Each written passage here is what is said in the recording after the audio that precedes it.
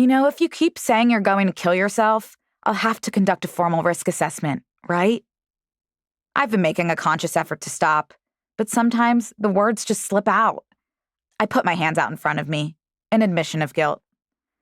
I know. I really am trying to quit. I just can't think of another way to communicate how dire the situation has become.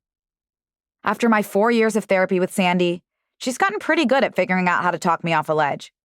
Make one of your lists, Phoebe. Practice your deep breathing, Phoebe. Hold an ice cube in your palm until it melts, Phoebe. But not this time. This time, there aren't enough ice cubes in the world. I take a deep breath, inhaling the ashy remnants of the sage that Sandy used to cleanse the room before our session, and hand her the letter I received this morning.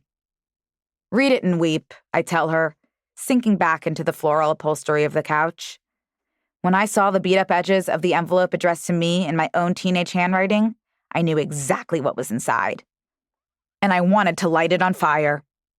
Sandy's mismatched gold and silver bangles jingle as she unfolds the letter, a single piece of lined paper with a torn left edge.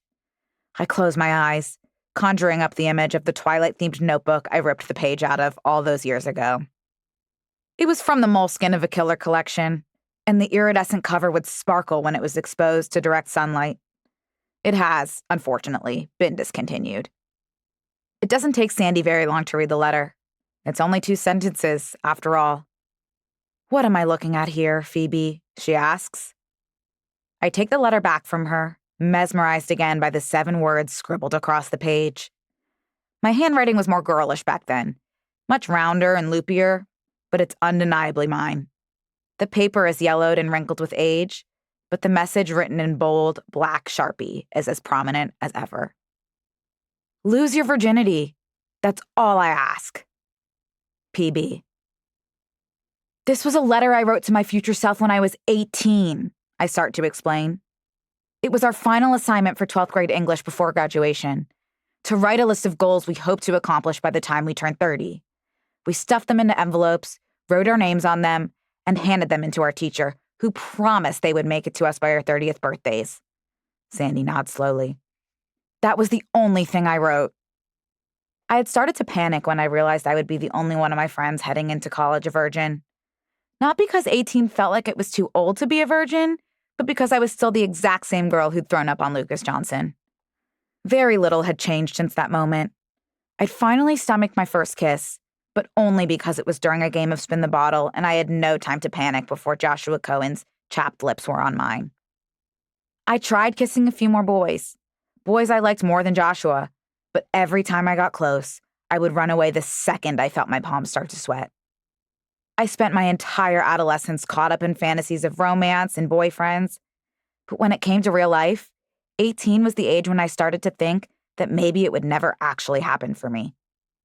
And that's why when Mrs. Friedman gave us that assignment, I had only one thing on my mind: lose your virginity. I never forgot about the letter, but I became hopeful that it wouldn't find its way to me. Maybe if it never arrived, I could pretend it never existed. Except, despite a decade passing and close to 3,000 miles between us, it showed up at my dining room table exactly 30 days before my 30th birthday. I fold the letter in half and tuck it back in my pocket, kneading it out of my sight. Sandy begins to offer her thoughts, but I interject. 1 month, Sandy. I have exactly 30 days left to lose my virginity. That's it. She shakes her head. The only thing this letter tells me, Phoebe, is that you've always been hard on yourself. Well, now doesn't exactly feel like the time to start going easy on myself, I say, blinking away tears. Does it? The crease between Sandy's eyebrows, paired with the incessant drumming of her pen on our legal notepad, tells me everything. There's nothing she can say to put my mind at ease, and she knows it. But that never stops her from trying. There's nothing wrong with being a virgin, Phoebe. This is how it always starts. The same conversation we've been having for years. My brain switches to autopilot while I recite what's become my mantra.